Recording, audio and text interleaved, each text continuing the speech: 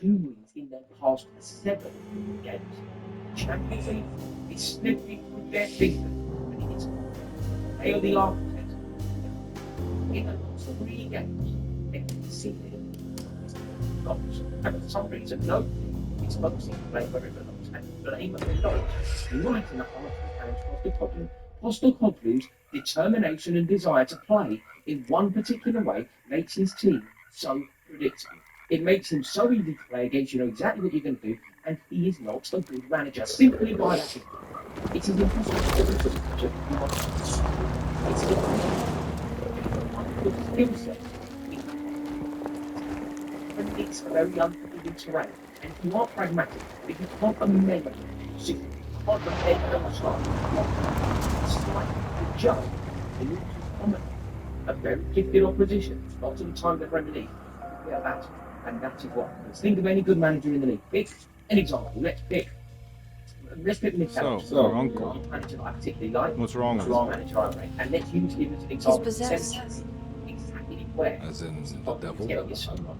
Mikel, Something like that. when he faces a team that He says a dark man is following him, watching him at all times. What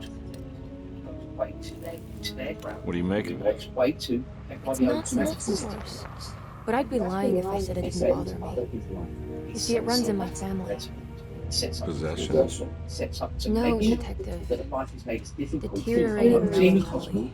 And he is there to Practically every member of the Harwood family is driven mad before they grow old. That's very good. There is a lot to be said for a 0-0 draw away. So set up. But Jeremy didn't. Is that why he's after setup? Despite being convinced that he is truly possessed, he decided to put his last chips on Dr. Gray and his psychoanalysis, figuring he might stumble upon some cure. Struggle against them, and they set up and they batter us fine. You mentioned this letter. What does he do? He goes away to a difficult ground. I received a disturbing letter from Jeremy accusing the staff and all the other patients that he's involved in some cult, and now they are also out to help him. Could it be real? Or is it all just in his head? It's a story he tells himself he's party. Anything to avoid the truth. Which is? That we're all terribly insignificant. That people mean so very little to one another. That there is no one out to get Jeremy Harwood because he isn't worth getting. Here we are. And then a couple of days later, they come to their other biggest London rival, and lost the game 2-0, 2 goals scored from set pieces. My uncle's not well, Mr. Hornby. His team. I want to make sure he's all right. Then what's my part? Couldn't get a cab? I just wouldn't feel safe going alone. He doesn't see a set piece issue as the biggest problem in Jackson. He doesn't want a set piece coach. Do you know what? Did you bring a gun? Yeah. You think it'll actually come to that? No. But you might need to wave it around depending on how agreeable the staff How are. on earth have you got a situation against Chelsea where... What exactly are we going to do when we find Jeremy? He's causing the I don't know. Let's just find out out first. by Mark Cucurella. So, I mean, it's a wonderful cross from Conor Gallagher. It's a wonderful header from Chalobah. But how on earth can Mark Cucurella be the player to cause the mayhem? How has Postecoglou not set up his team to allow a situation that doesn't result in that? It's truly, truly ridiculous. And this style of it's not dissimilar to what Marcelo Bielsa was doing. When Marcelo Bielsa was at Leeds, I know they played Manchester United. Hello? It's so quiet. Where is everyone? It's a big place. Maybe they're on the other side of the house. Stay here. I'll have a look. Brilliant, they did this, they did that, they scored the best goal of the day. They're so true to their system. Seem to be talking about Postecoglou. You know, his team are getting it wrong week in, week out, and yet nobody really seems to be flagging it. Like Chelsea, bearing in mind, we have had major issues this season. You know, this hasn't been a good season. We have seen Chelsea lose at home to Wednesday, Nottingham Forest have won at Stamford Bridge, Brentford have won at Stamford Bridge. At various points this season, Chelsea have been lacking desperately for personality. We haven't been resolute. We haven't had a backbone. We haven't had a sense of purpose. And there certainly hasn't been camaraderie. There's been a way to get at Chelsea, and yet we line up. What's this? I would say that is Chelsea's best performance this season. And I think Pochettino said something similar. He said that it was the happiest that he has ever felt at Chelsea off the back of a result. So it's nice to hear him say that because there are so many times when it feels to me like he's flirting with Tottenham. He wants to be the Tottenham manager. So it's nice that he said that, and it's also great that it happened against them. We battered them. Like we totally battered them. It was 2-0. We were so worthy of the win. It could have been more. They offered nothing. And Tottenham's season is now totally fizzling out. Like they are running out of gas. And do you remember all of that vivacity that they were playing with in the season? It's gone. You know, they beat Aston Villa fairly recently. So I think that's been doing enough for Tottenham to make sure that they got into top four. Off the back of that, England have lost our fifth spot. That's now not happening. And Tottenham now have looked a pitiful attempt to finish in the top four. And I don't know why it's going so wrong. I also don't know why people are focusing. But for Chelsea, what a final. Like, great comeback against Aston Villa. That was gutsy, wasn't it? It's what we wanted to see. And we've beaten Tottenham convincingly. We have done the double over Tottenham. And Pochettino got it right. He had a lot of injuries at the moment, but he didn't chop, he didn't change. Found would be lovely to see what Pochettino see what he's doing to I need the key. maybe not in that way, he's a good example. Getting him playing, getting him running at the fullback, getting him front foot and helping him to develop into the player that a lot of people believe that he can become. So no, it is. There's a lot of promise. The problem, the reason why I am fearful, is because we've seen on many occasions this year a rousing performance from Chelsea, and we immediately go back to square one. You know, a good result against Villa, a good result against Tottenham. It wouldn't be that surprising to see us against West Ham. Like that wouldn't be surprising, but got to be positive, got to believe that there is a way that we can keep this form going, and I've been delighted with the way that it went. For it to be just Chalobah scoring off the back of a Conor Gallagher cross, it's just a joy to see, and I think that needs to be a resounding message sent to clear. Like, however you need to balance your books, however you need to make your money, the answer is not selling our kids. Every day your silence weighs a little heavier. It's been a difficult year for everyone, and many have lost all hope. I read in the papers about people suffering. Pictures of dust-covered landscapes without a drop of water. I wish I knew if you were still tending the earth, or if you had turned your back against us. I have started to look for help elsewhere.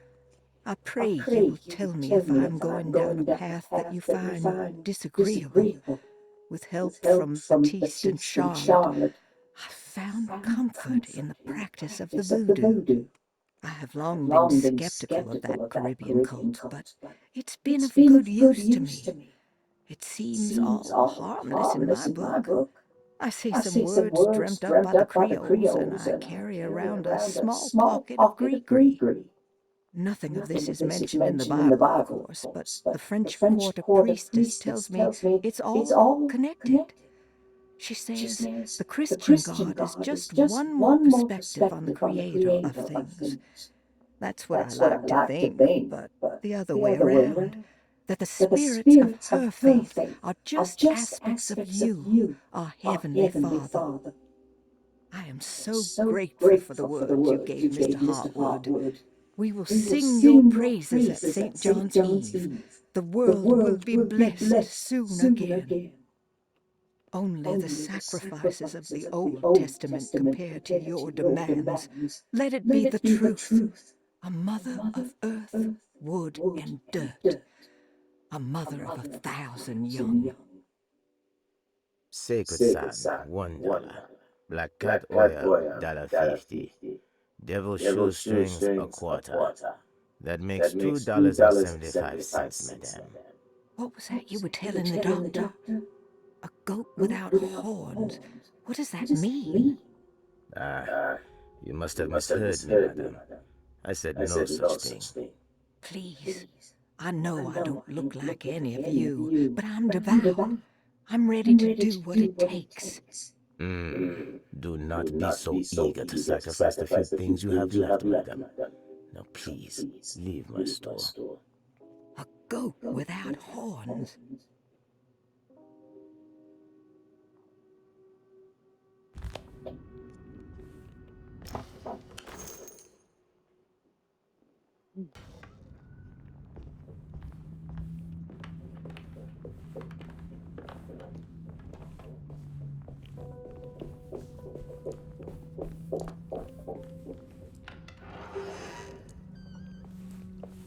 That's what came in that way, didn't it?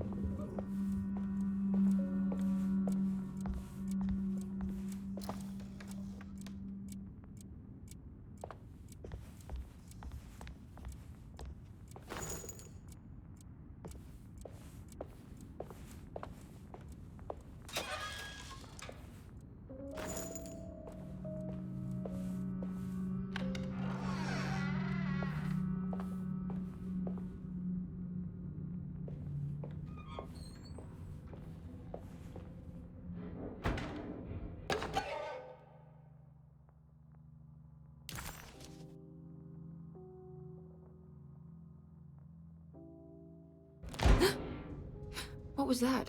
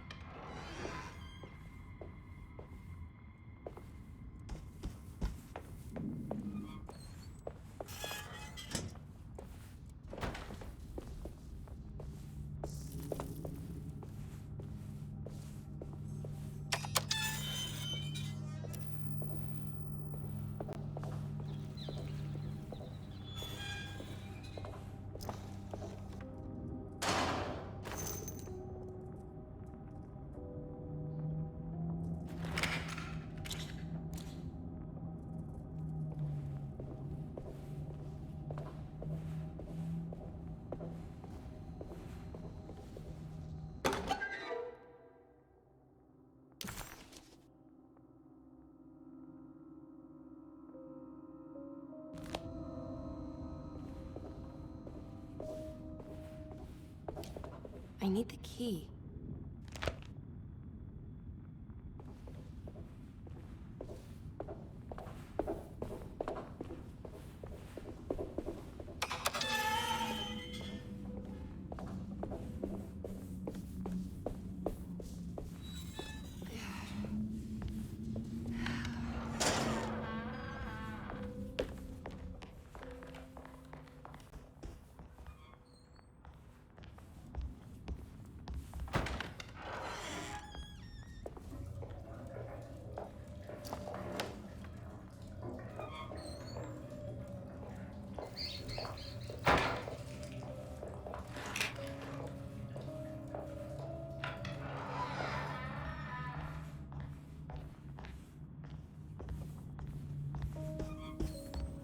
I need the key. I need the key.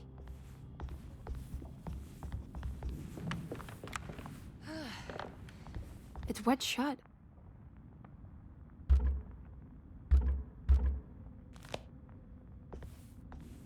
It's wet shut.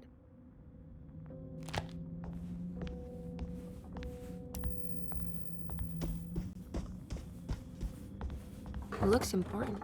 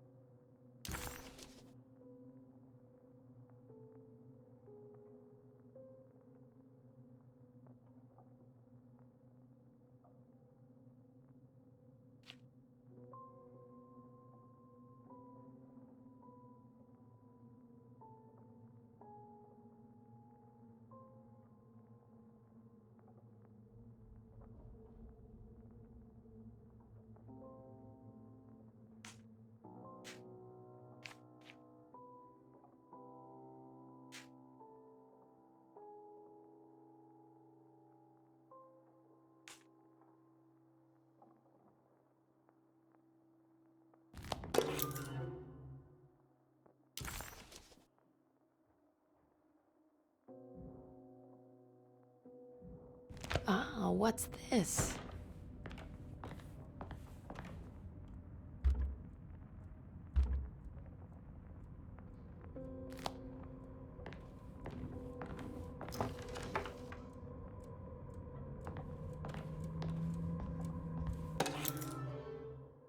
Sunday, June 22nd. I spent all day looking for Jeremy. I should have cared for the others, but I'm scared that he will do something irreversible. Cassandra is upset that I didn't give her the latest shipment of pain medication that Waits brought from the post office yesterday. I would have given it to her, but the company didn't send a new key this time around, so the box is just sitting there on my desk. They must have figured we had plenty of their gimmicky keys by now. I only remember seeing one lately. Grace was playing with it inside the grand parlor. Unless it turns up by itself, it will have to wait. I have to figure out where Jeremy is. I think Jack knew something. That dog of his found a strange rot permeating the house. She's showing us, he said. Like those blots and streaks of fetid rot was talking to him.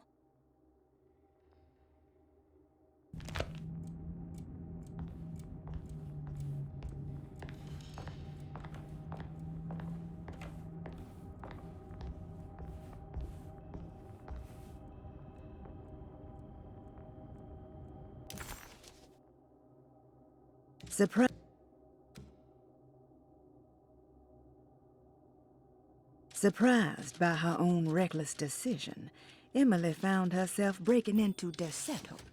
She mulled over how to present her story in case she got caught, but couldn't think of anything that sounded convincing. She wasn't much of a fast talker. Best to find a way to open the front door and let Detective Conby inside so he can handle the situation.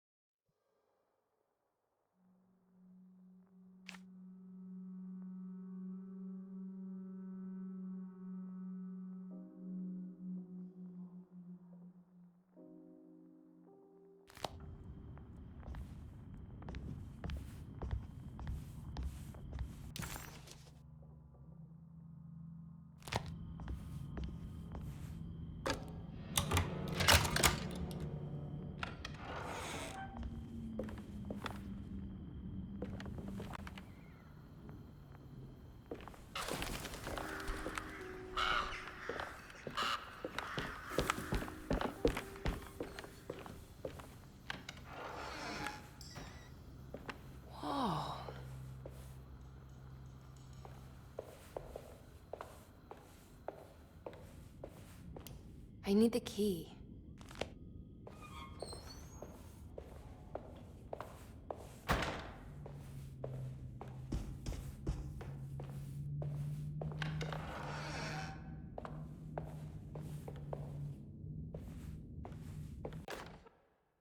The Great Depression. President Hoover raises tariffs on over 20,000 imported goods in an act to protect American labor. Following the collapse of the Wall Street stock market on October 24 last year, American industry has suffered greatly. Thousands of companies have gone bankrupt and left a large part of the American workforce unemployed. In an attempt to turn the tide, the Smoot-Hawley Tariff Act has been signed by President Herbert Hoover. By regulating commerce with foreign countries, the government hopes to encourage the industries of the United States to compete with cheap foreign imports. Superstition on rise. New Orleans voodoo stores and spiritual mediums see increased profit during troubled times. While the market has faced hard times ever since Black Thursday of last year, voodoo doctors and snake charmers see significant rise in number of customers.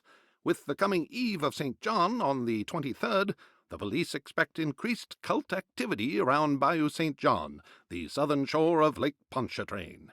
Voodoo rituals in that area on the Eve of St. John have a long tradition reaching back to the first snake worshippers brought as slaves from West Africa.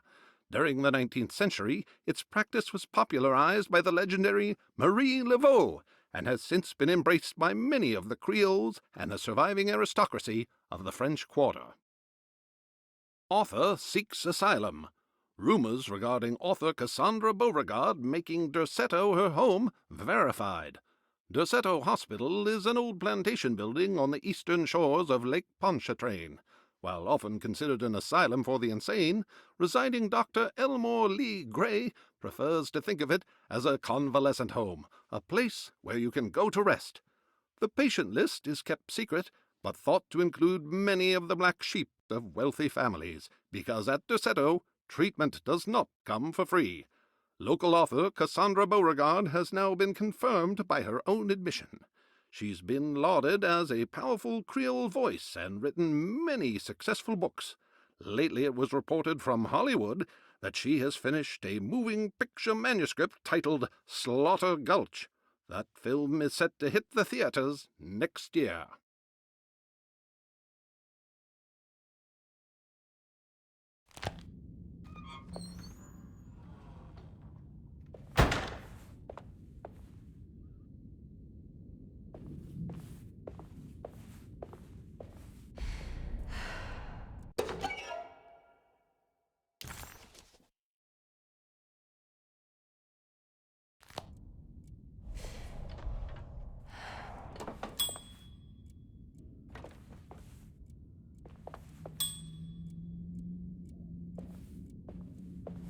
I need the key.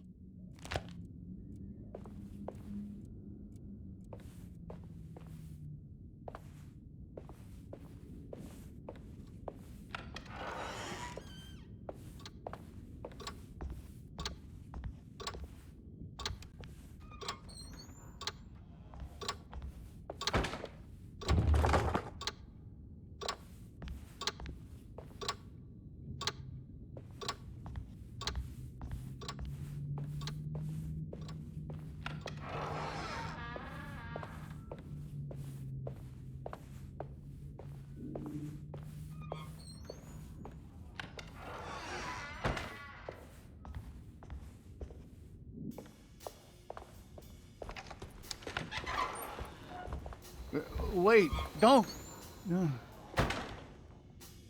Excuse me? Do you know where I can find Jeremy Hartwood? Of course not. McCarthy, what are you doing? I told you not to lose sight of the girl. Don't you worry, Mags. I'll find that little rascal. Who are you people? What are you doing here? I'm sorry about all this, but I'm looking for my uncle. His name is Jeremy Hartwood. What are you doing, child? You shouldn't be alone. Go find McCarthy. Who are you? Are you here for the Fay Dodo? Go upstairs now. My name is Emily Hartwood. I'm the niece of Jeremy Hartwood. This is Detective Carnby. The police? Why are you here? No, I'm a private investigator. Sorry to bother you. My client's worried about her uncle. He's a patient here at Tercetto. If you don't mind, could you direct us where to find him? No, I can't. Jeremy has gone missing. If you leave your information, I will make sure to contact you. Wait, he ran away? No, he won't leave the house. He's around here somewhere, and both of our orderlies are looking for him. That's unacceptable. Where's Dr. Gray? I want to speak with him immediately. Fine, I'll ask him. Wait here and don't touch anything.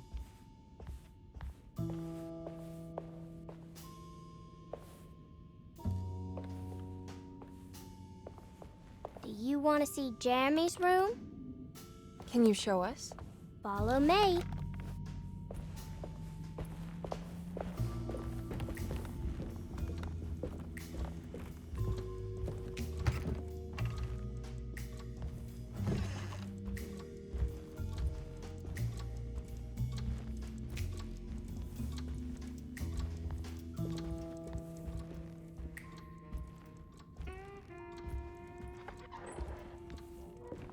Thank you.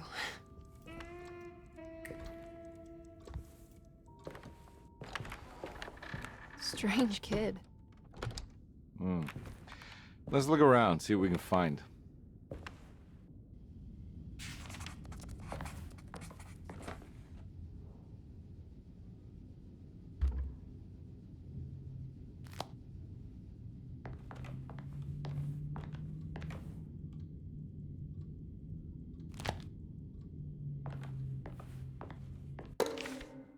Every night the dark man stands opaque at the threshold of my room, counting the days until my spirit spills out of my tired shape. Only his pallid mask shelters my remaining sanity. Staring directly into the face of that demonic sultan would surely sunder time itself. Would he have looked the same to my father as he struggled for his life? Does his veiled face haunt my niece quite the same way? I wish so that I could rest my soul in that sunburnt convent of Teruel. Would I find you there, Juan? Or Senora Perosi, back from the beyond? Every night I hide from him, moving from one misshapen memory to another. Scenes conjured out of fantasy and delirium. Places I struggle to even paint. I wish I understood your death, Signora. Is there anything I could do for you but bury you in that bleak necropolis? That triumphant chapel rising above the ledges and the oven vaults shall be your sepulchre, where you may rest, and I shall weep. How did you first come to understand such things, Signora? How did you know that the battered boiler in the basement would lead me to Lafayette Cemetery? Or how the old upstairs clock, with its astronomical motifs, would take me to that hateful mound outside of Claremont Harbor? Those are my memories, my past. Is there perhaps a chance, if ever so small, for me to see Teruel? Oh, I want that more than anything. Please, let my talisman take me there. Let me sit with Juan under his Bodhi tree. Despite having sold me that talisman, Miss Jackson, the voodoo priestess, revealed none of her secrets to me. That's why I had to travel to Tonka. Instead, she cruelly told Baptiste, my caretaker, that he would be betrayed and killed in the most awful way, that the one he loved would pierce his thigh with a sharp spear, and that he would be devoured by his own mother. What a terrible thing to say. The people of Tercetto are becoming dangerous. They do not understand what they are doing. I must do something to stop them. I tried talking to Dr. Gray, but he confuses my worries. He's caught up in treating me. How can he expect evil to be cured with medicine and conversation? The orderlies, the housekeeper, and the patients are all deranged. They will call upon evil to enter this world. All will be lost. Everything. Unless I can find the clerk, Mr. Waite. He seems to be a clear-thinking man. Maybe Beauregard. The dock man offered me a prison, and I accepted. I signed that miscarried contract and entered the dock pact. Everyone is safe, except for me.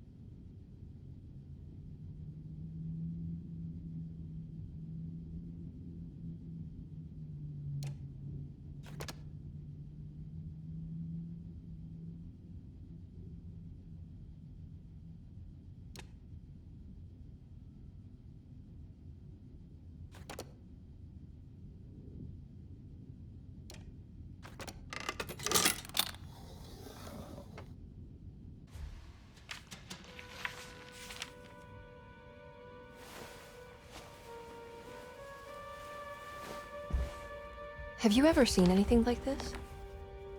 Looks like a talisman. You mean like this one?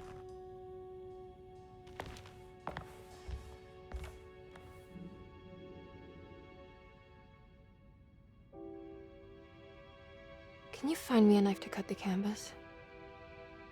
I want to take this with me. You want to take the painting? Sure, I'll find one.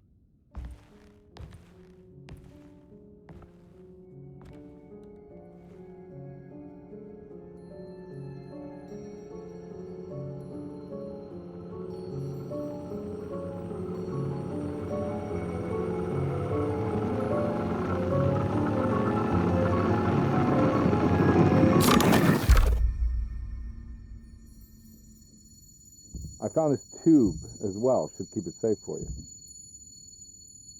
Do you want to carry it or should I? Miss Hartwood? Emily? I'll take it. Thank you. We're done here, right? I'm not sure. I don't know how to do any of this. Listen, I think we should talk to Dr. Gray. He must know something about what's going on around here. Okay. Let's do that.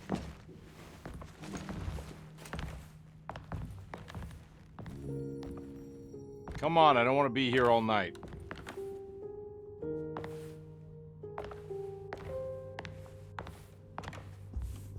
Detective Carnby? Where did...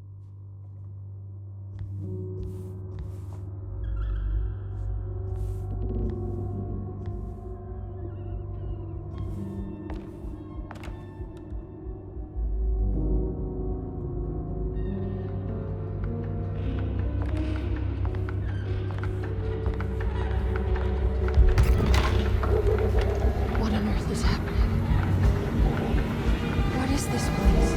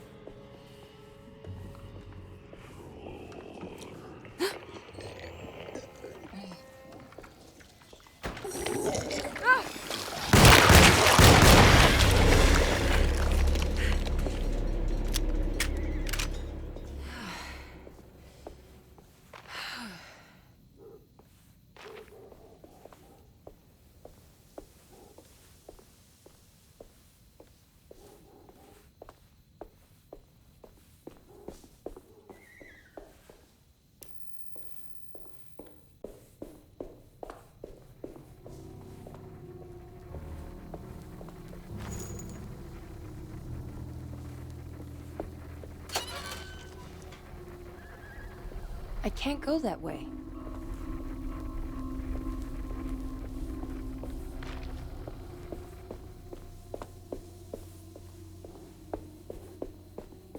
This can't be.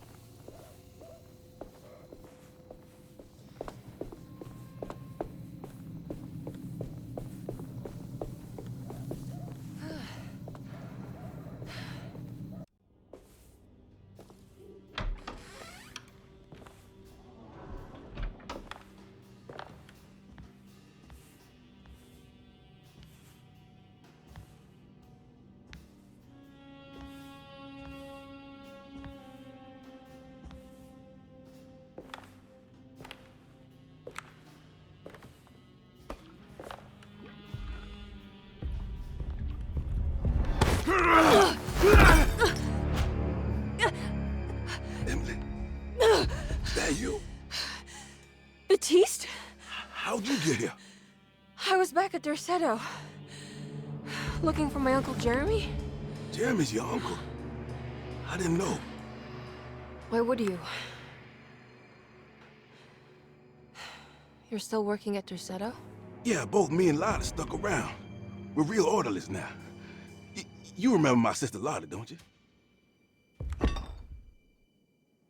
What happened, Baptiste? How are we here? You know about the dark man haunting your uncle? I'm familiar with his mental state. I think we all in his head somehow. Because these streets are real, but they're not like on any map. Nah, this is like when you remember something, but in the wrong way. Do you know how to get back to Derceto? I'm not safe here. Truer words have yet been spoken, Mrs. Marcus. Don't call me that. It's Miss Emily Hartwood. There's no reason to call me anything else. I'm sorry, Miss Emily. I'm just trying to tell you like it is. This place ain't safe for no one. There's evil hiding in the dark. How do I get back? Only Jeremy knows how. He has this juju necklace guiding him. You mean this talisman? Mm-hmm. Just like it. He says it's been protecting him ever since he got it from Miss Jackson down the street. You know where it came from? Have you been there? I was there no more than 1 hour ago looking for Jeremy. Locked it up to keep the ghouls from getting inside. You can have the key if you want. Thank you. I'll take a look. Stay safe, miss.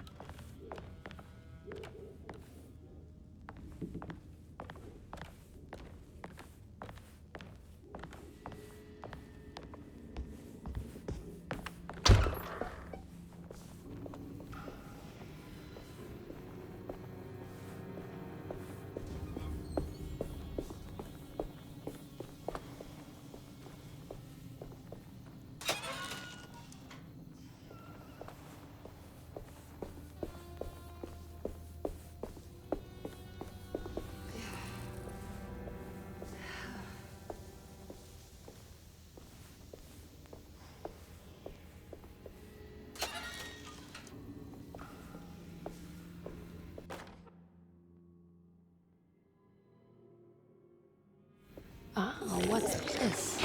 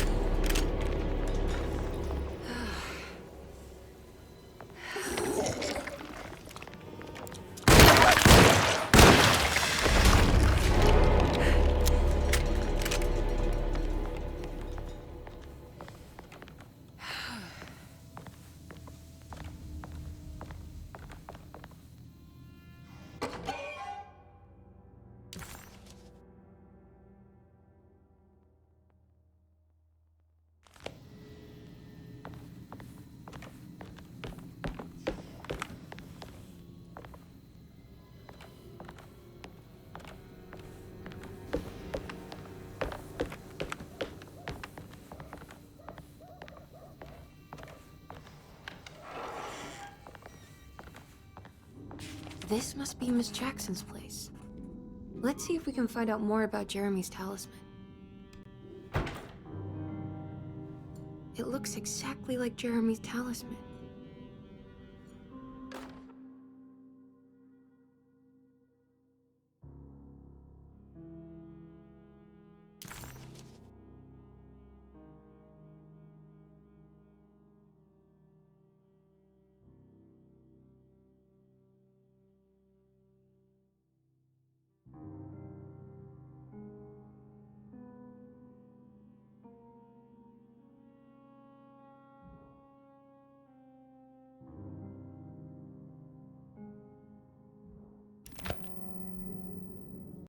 I think it's meant to hold the talisman.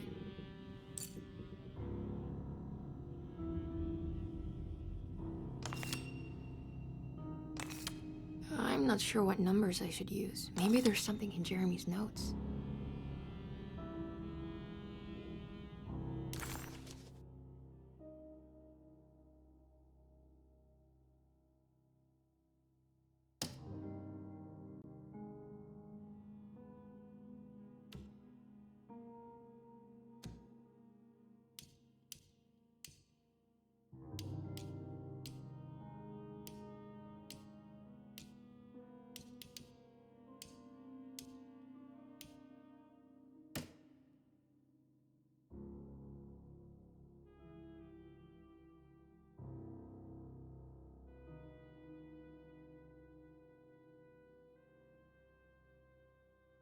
Dearest Emily, Deseto is the prey of evil, and now they're all in on it. The staff and all the patients are nothing more than a mindless cult set to awaken the bayou. I see now that it was wrong of me to try to survive the madness of the Dark Man. You will also learn that soon enough. Every hour that passes where I deny him his right to my sanity makes it worse for the people I care about. He perfectly staged his world in order to conduct my fall. And I have to fall, Emily. Stay away, my dearest niece. Stay as far away from Deseto as you can. Someday you may understand what I've done. May God forgive me. Farewell, Jeremy Hall.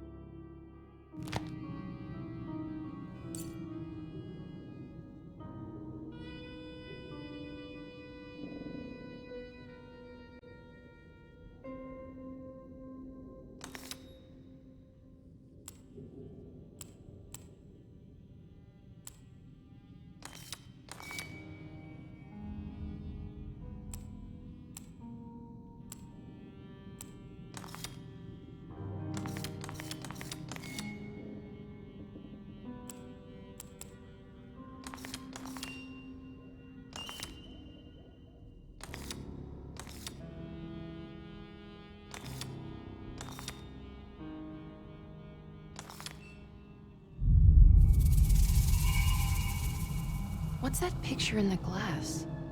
Where is that?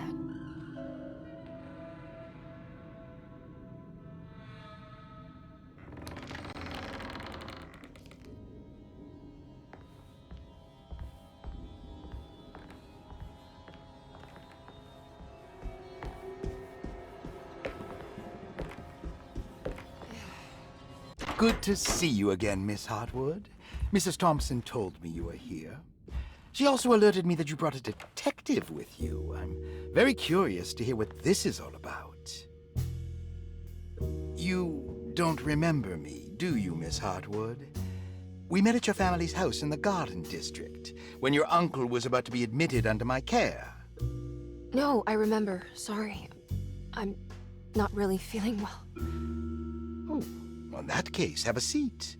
Let me make you a drink. I don't seem to have made much of an impression on you. On the other hand, I can vividly recall you and your parents.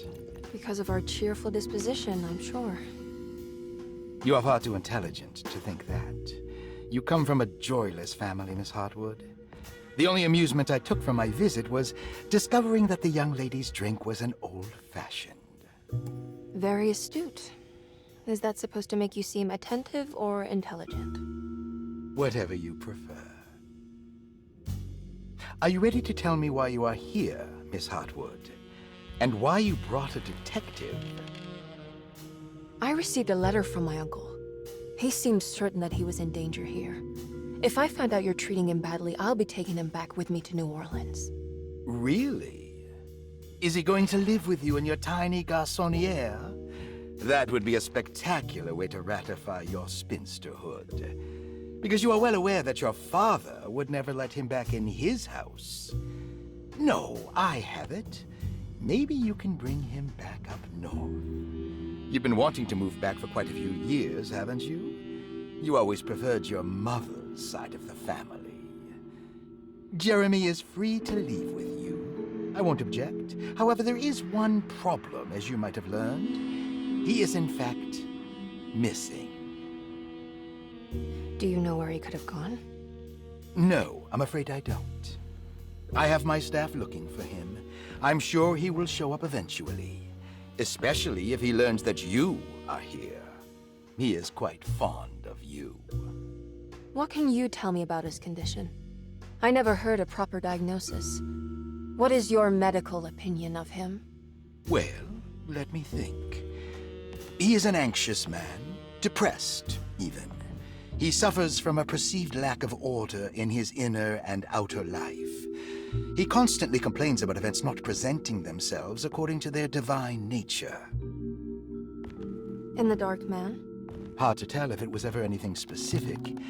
Jeremy uses the Dark Man as a psychological scapegoat to avoid facing the truth that he is in any way at fault. You don't think there can be any truth to the Dark Man's supernatural existence? Why would you ask that? Can we ever be sure? If the Dark Man is some sort of evil presence that is in possession of Jeremy? Well, I assure you, any evidence that you experience supporting that claim is purely delusional. Don't get caught up in mass hysteria, Miss Hartwood. You wouldn't want to take your uncle's place in this hospital, would you? I'll be leaving now, Doctor. I need to keep looking for my uncle. Do so, Miss Hartwood. I'll let you know if he shows up.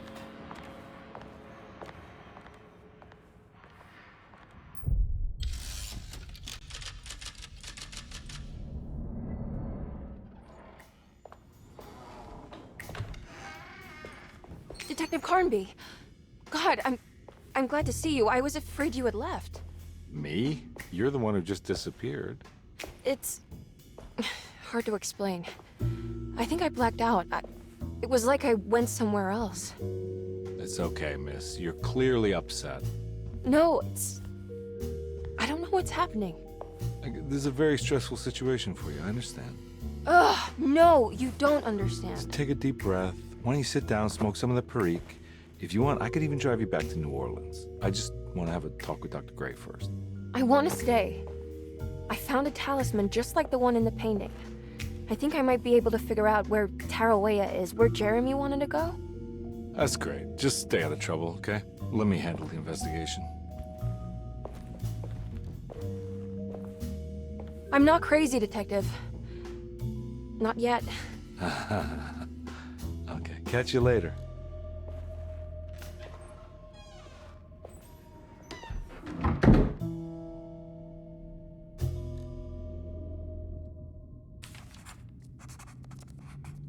If a talisman like this can open up doors between the French Quarter and Derceto, then maybe Jeremy is hiding in some strange other world, like Tarawea, the place he mentioned in the book. No matter where he is, it's clear that my search won't be limited to Derceto.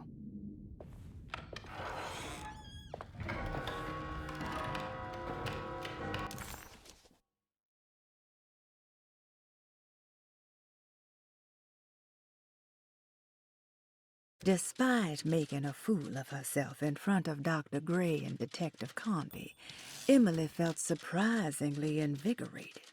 She felt absolutely sure that it was her manipulation of the talisman that had brought her back to Derceto. Jeremy mentioned 2 items in his commonplace book that somehow connected him to 2 more dreams, or whatever they should be called. If Jeremy had 2 more worlds open to him, then maybe he would hide there if he was scared. Or maybe he found a way to Tarawea, the place Jeremy so desperately wanted to visit. Excited to follow up on her clues, Emily set out to find the old clock and the boiler.